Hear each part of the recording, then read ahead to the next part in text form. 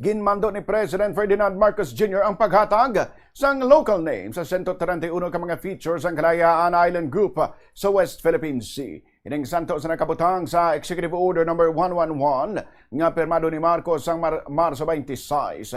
Sa among nga order, ginmanduan ang National Mapping and Resource Information Authority nga mag-produce kag mag-publish ang updated charts kag mapa nga naga-reflect ang lokal nga mga pangalan sa mga lugar. Ginmanduan man ang national government agencies kag instrumentalities nga gamiton ini nga lokal nga mga pangalan sa ilang official communications, messages kag documents.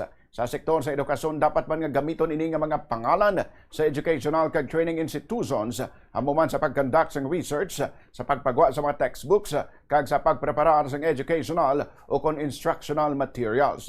Ginsay sang EO ang rekomendasyon halin sa National Maritime Council nga i-adopt ang standard set sang Philippine names para sa 131 features sang Kalayaan Island Group sa Kalayaan sa Palawan, agud masiguro ang maayong pangdumalahan sa area kag agud mapakita ang soberanya sa Pilipinas sa West Philippine Sea.